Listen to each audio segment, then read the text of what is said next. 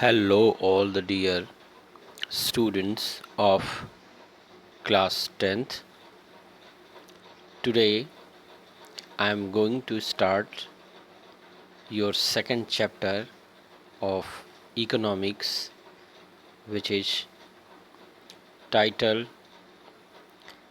Sectors of the Indian Economy. Sectors of the Indian Economy.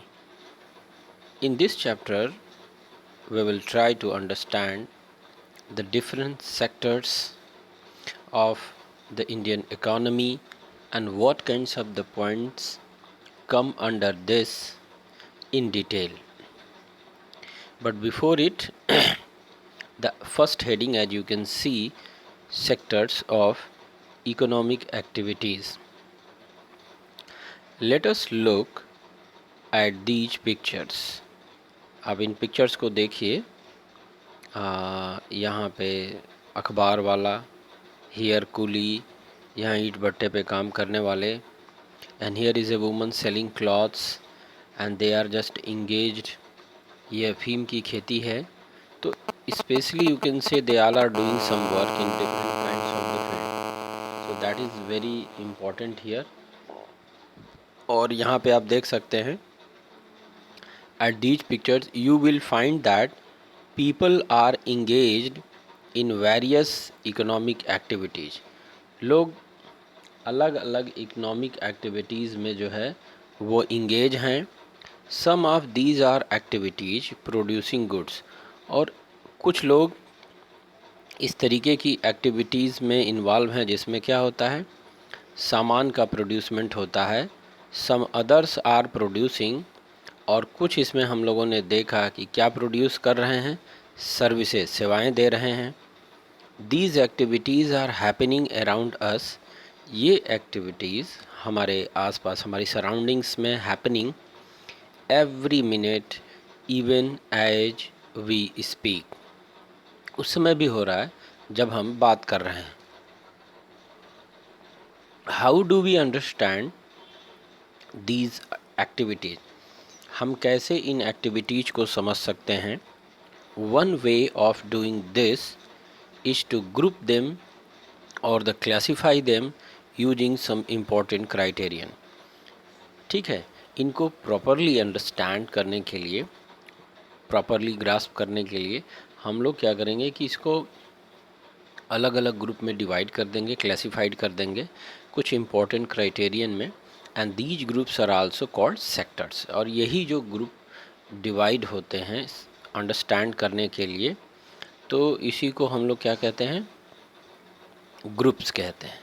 तो dear student, we will start starry here और no yes. So from this point of view, here you can say at the, यहाँ से शुरू करते हैं। There are many activities, as you can see, there are many activities that are undertaken by directly using natural resources. So dear student, this chapter is one of the most important, जो आपको ये आगे भी अगर आप humanities या किसी भी सब्जेक्ट में रहते हैं तो ये आपकी बहुत मदद करेगा। देखिए, बहुत सारी एक्टिविटीज़ होती हैं जिसमें नेचुरल रिसोर्सेज को डायरेक्टली लिया जाता है। Take for example the cultivation of cotton. Cotton की खेती, मुझे लगता है इट इज़ इन हिंदी कपास शायद कहते हैं, ऐसे तो सूत। It takes place within a crop season. क्या करता है कि ये उस जगह पे होता है एक क्रॉप सीजन में। For the growth of the cotton plant we depend mainly, हम मुख्य रूप से जिस पर डिपेंड करते हैं, बट नॉट एंटायरली, पूरी तरीके से नहीं, on natural factors like rainfall. जैसे कि हम कुछ नेचुरल फैक्टर्स पे डिपेंड करते हैं उसकी खेती के लिए, जैसे कि अब हम यहाँ पे कहें रेनफॉल, सनशाइन एंड क्लाइमेट। ठीक है, the product of this activity इस एक्टिविटी का जो प्रोडक्ट होगा cotton is a natural product, वह क्या है, एक प्राकृतिक प्रोडक्ट है।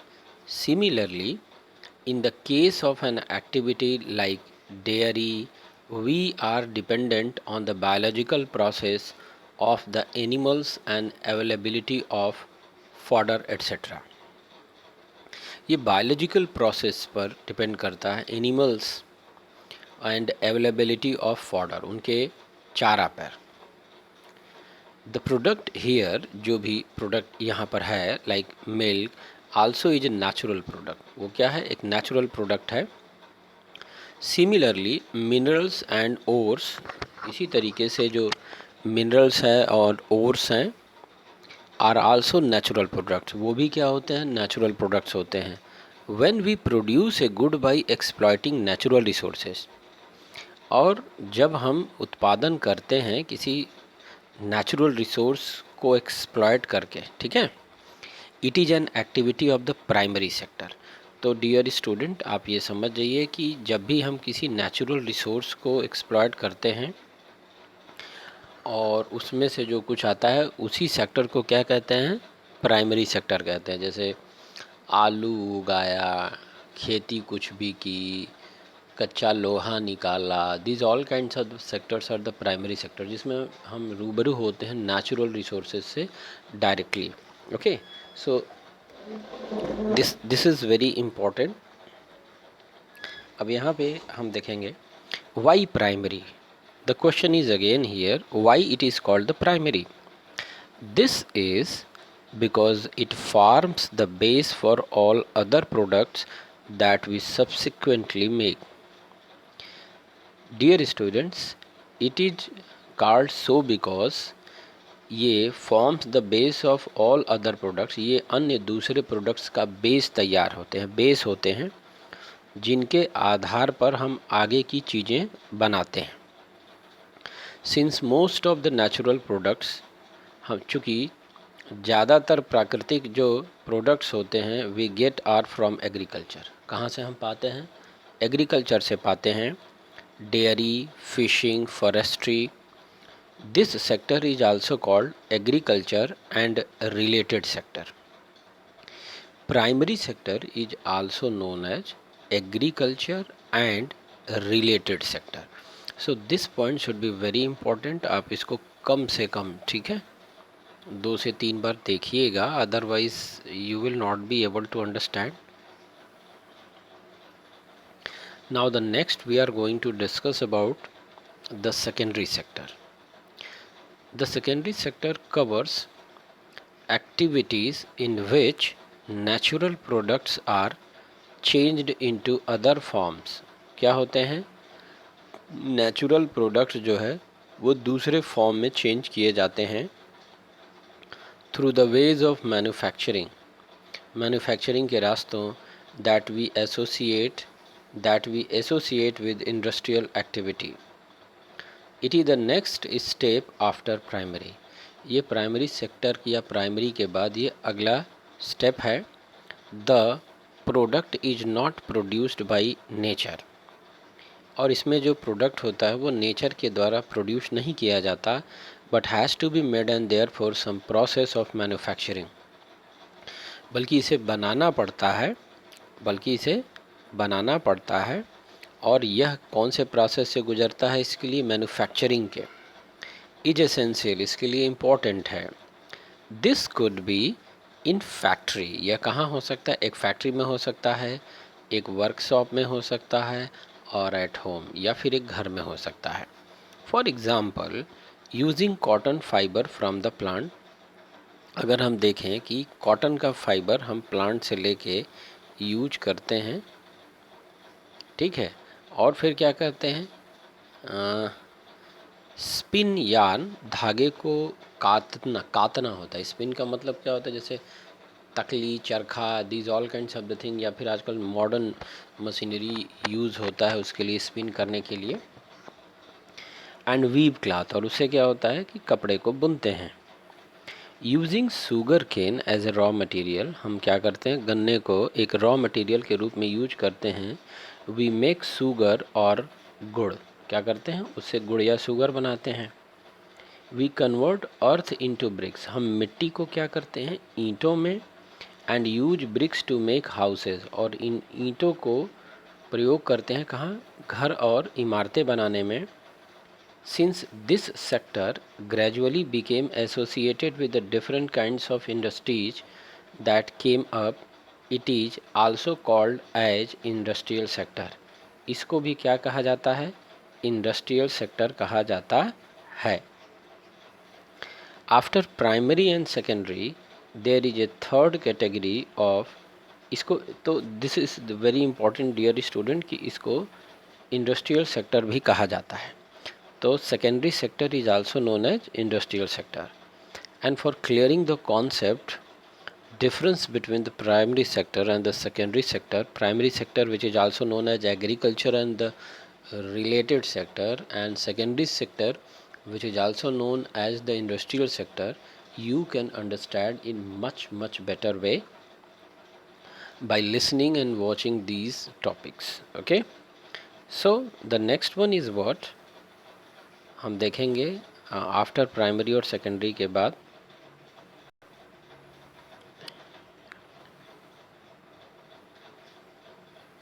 After primary and secondary, there is a third category of activities that falls under tertiary sector. एक तीसरे स्तर की जो एक्टिविटी होती है वो क्या होती है, वो टर्टियरी सेक्टर में आती है, and is different from the above two. और ये ऊपर के दिए हुए जो दो सेक्टर्स होते हैं उनसे वो अलग होती है. दीज आर एक्टिविटीज़, ये वो एक्टिविटीज़ होती हैं that help in the development of the primary and secondary sector, जो मदद करते हैं प्राइमरी और सेकेंडरी सेक्टर्स को. Okay, these activities by themselves, खुद से, do not produce a good, उत्पादन नहीं करते हैं, सामान नहीं बनाते हैं, but they are an aid और ए सपोर्ट, वो जोड़ते हैं या सपोर्ट करते हैं for the production process, production process में. फॉर एग्ज़ाम्पल गुड्स, वो सामान that are produced in the primary or secondary sector would need to be transported by trucks or trains. जो प्रोडक्ट बन गए हैं उनको ज़रूरत होती है कि हम ट्रक से या ट्रेन से उनको एक जगह से दूसरी जगह पहुंचाएं. ठीक है, तो और उसके बाद जो है यहाँ पे आता है ना trucks and trains and then sold in wholesale and retail shops, उसके बाद होल सेल और रिटेल शॉप में पहुँचाया जाए. At times it may be necessary to store these in godowns, और ज़रूरत पड़ती है तो इनको क्या करते हैं, गोडाउन में स्टोर करते हैं. We also may need to talk to others over telephone और सेंड लेटर्स और borrow money from banks to help production and table. इसमें हमें ये भी ज़रूरत पड़ती है कि हम बैंक से बात करें अपना प्रोडक्ट बेचने के लिए, पैसे मांगने के लिए, तमाम सारी चीज़ें जो है उसमें प्रयोग होती हैं और जिसका प्रयोग हम करते हैं. तो ये क्या कहता है, देखिए, transport, storage, communication, banking, trade are some examples of tertiary activities. इसको क्या बोलते हैं, टर्टियरी एक्टिविटीज़ कहते हैं. Since these activities generate services rather than goods, ये जो क्या करते हैं, ये सर्विसेज प्रोड्यूस करते हैं सामान की अपेक्षा. The tertiary sector is also called the service sector. तो टर्टियरी सेक्टर को इसीलिए सर्विस सेक्टर भी कहते हैं. तो dear students, I would like to just stop lecture till then. पहले आप इसको एक से दो बार पढ़िए. This is one of the most important chapter of and most important for the examination also. Different kinds of the sectors, what is the sector, ये सारी चीज़ें. Okay, thank you very much.